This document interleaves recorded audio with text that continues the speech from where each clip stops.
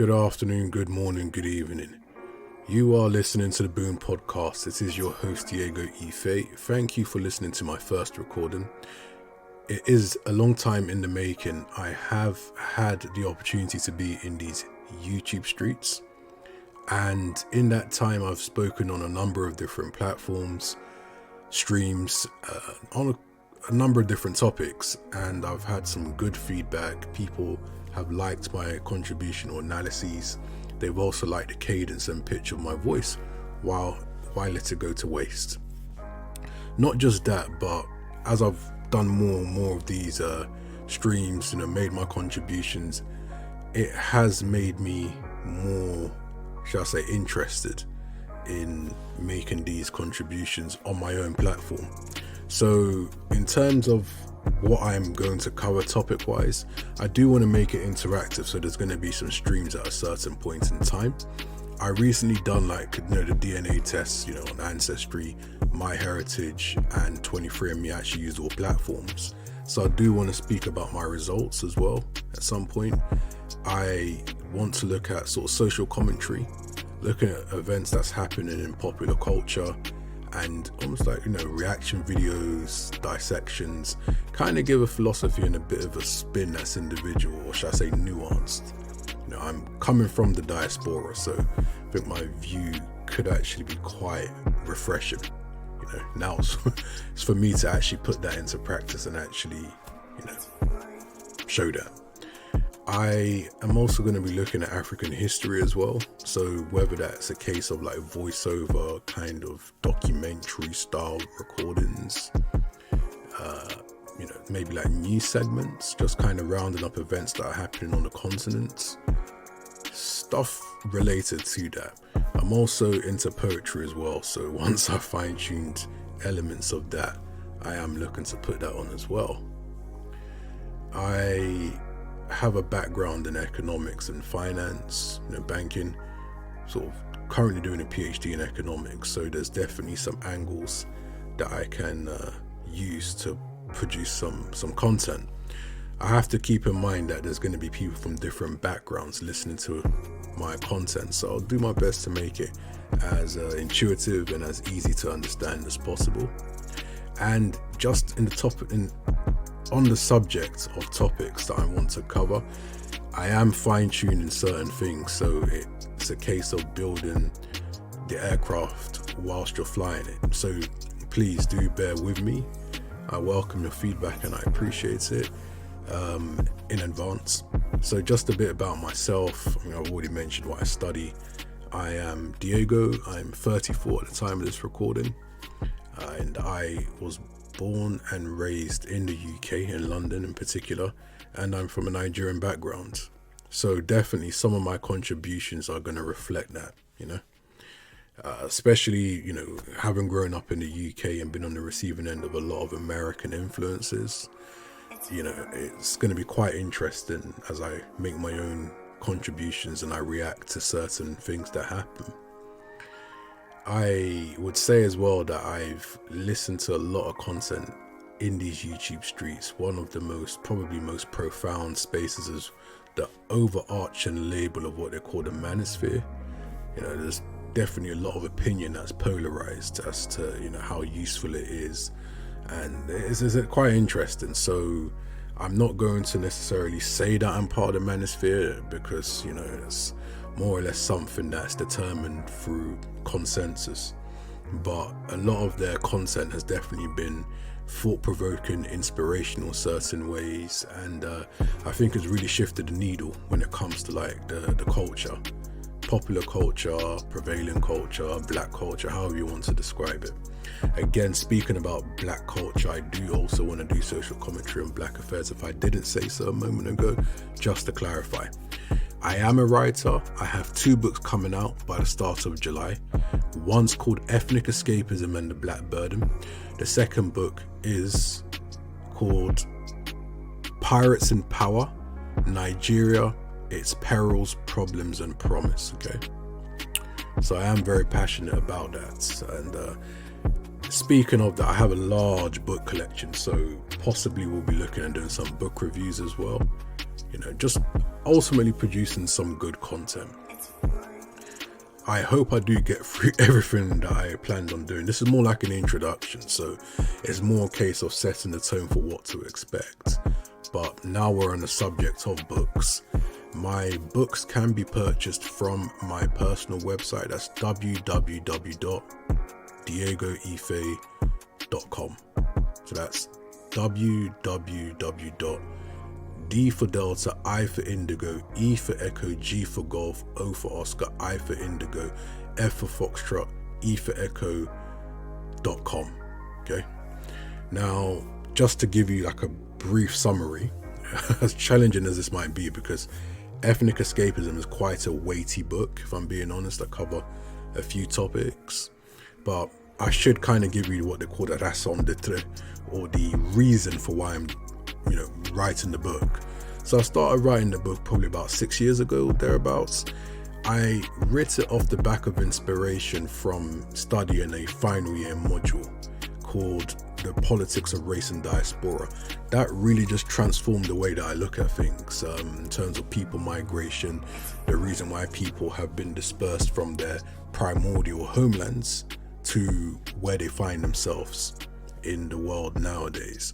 I did initially look at the Jewish diaspora and Jewish communities globally as my case study, but then I had to look at other groups as well to juxtapose it, and I now looked at the African and Black diaspora. Very interesting.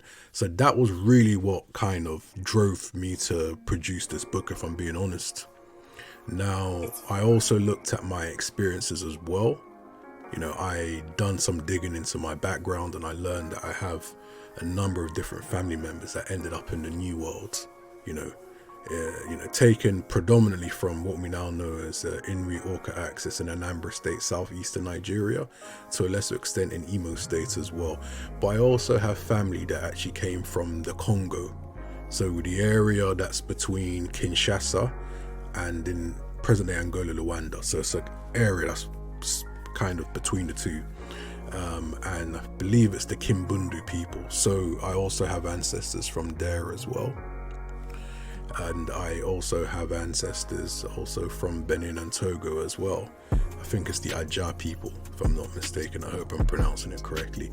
So learning about that and learning about different family members. Oh, sorry, lest I forget, I also have some family members as well, or ancestors that were from present day Ibadan, that now, due to like the Yoruba wars, ended up, and the fall of the Oyo Empire, ended up moving down to what we now know as Abeokuta in Ogun State, and they're called the Egba people. So I also have family that I share common ancestry with them on that side. Oh, and Ondo as well. So anyway, so I identify mostly as Igbo, but I just thought that I'd give you a bit of a background as to the different groups that I have ethnicity with. So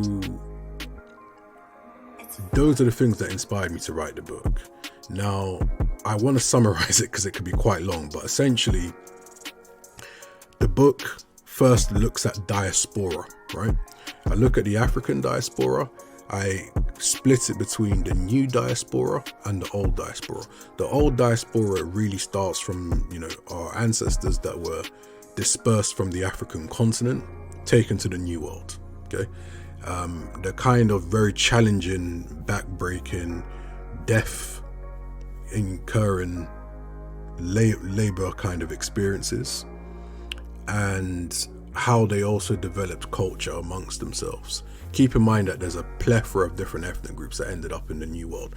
If we're talking about the Caribbean, people that come from who would be present-day Igbos, Yorubas, some Hausas as well, some Fantis from Ghana.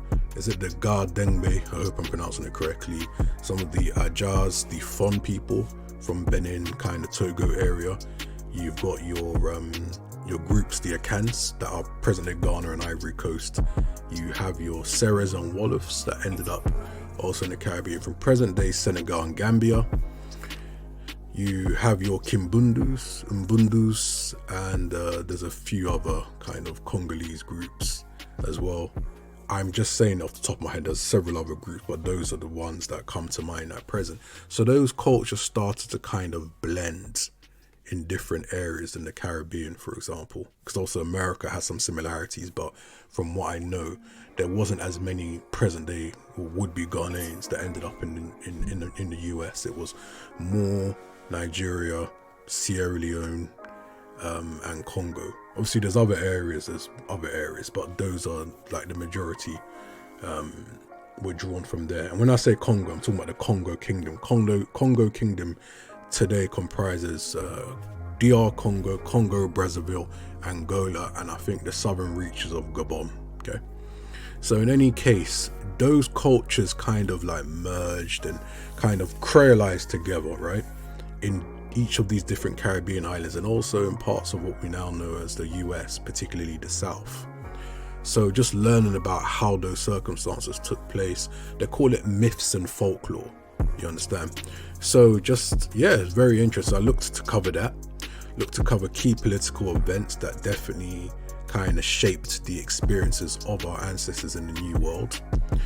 I look at how they settled into post-enslavement life as they sought to be the best versions of themselves, deal with but limiting circumstances in their mainstream societies, competing with other ethnic groups based on the ethnicized politics that serve to limit them, and also how identities change. And I call it ethnic escapism because I don't want to go too much into it, but again, to summarize, you have apologies for that ringtone. You have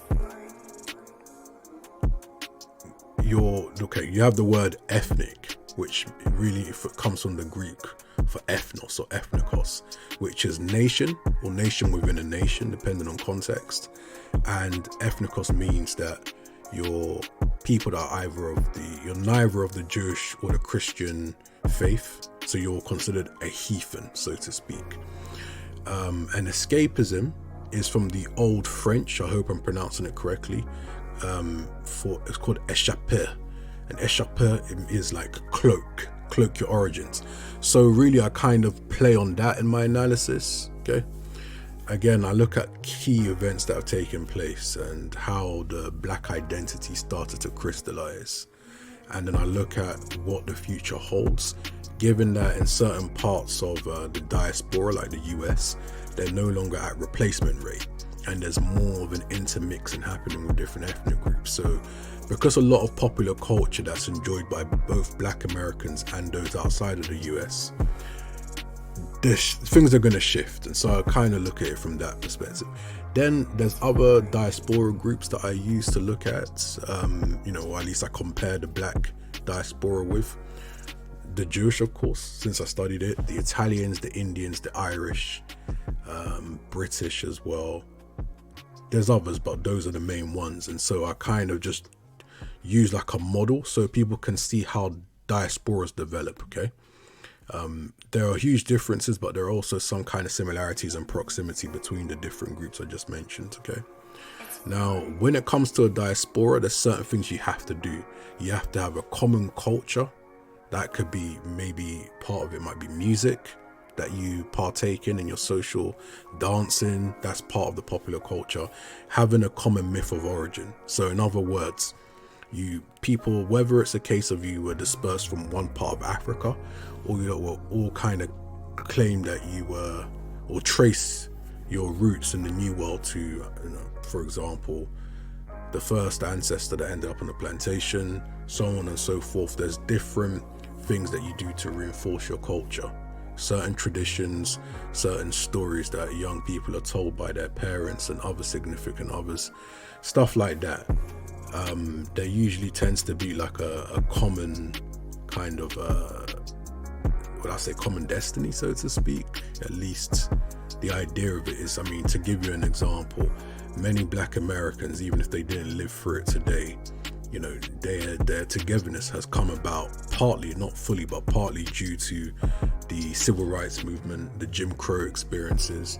So many of those memories, if you will, you can call them like passed down memories, so to speak, help to reinforce the sense of that group consciousness. So there's other areas, don't get me wrong, but that's just one that comes to mind, okay? I'm conscious that time is ticking, so I'll try to wrap this up. I look at the rise of the West, because that's a key component of why black label is so sought after. I look at the black burden as well. Without giving too much, black burden is as a result of events that have happened in Africa, the onset of colonialism, and how that has a tremendous impact, or had a tremendous impact, on pre-colonial lifestyles, you know, and just the people's reality. How colonialism helped, or not say helped, but transformed people's identities, the way that certain groups looked at each other. Certain groups today would not be a collective ethnic group, if you will, had colonialism not happened. Okay. And then I look at the consequences of how most of the boundaries within the African continent have not shifted since 1884, 1885, and what the significance of that is, and perhaps what the future holds. Okay. Pirates in Power is the second book, which is really an offshoot of the first book. I believe that in many ways that Nigeria, and it polarizes a lot of opinion for understandable reasons, it's a microcosm of the black burden. And so for those that buy my first book, they're going to get the second book as a bonus book. That's the first 10,000 copies, so do hurry up and get your orders. Okay, so I look at Nigeria's history, I look at its politics, and I look at the events under what we call corruption, how corruption came about, really how it's defined, and how that has really been an enduring theme of what it is to be a Nigerian. And what I mean by that is how people's lives have been undermined and negatively impacted by the general culture of corruption that has dropped. It came from the top, politically, down into everyday way of life, and it didn't have to be like that, but it has just transpired that way. So anyway, I've gone on for longer than I thought. I appreciate anybody that listens to it, because I did want to make this ideally less than 10 minutes, but it is what it is. Thank you for listening to me. Please forgive me if things were a bit all over the place and it was a bit choppy. My next content I will endeavor to make it more refined. And on that note, thank you for listening to me. Have a great day, great afternoon, great evening from wherever you are. And hope you listen to my next recording.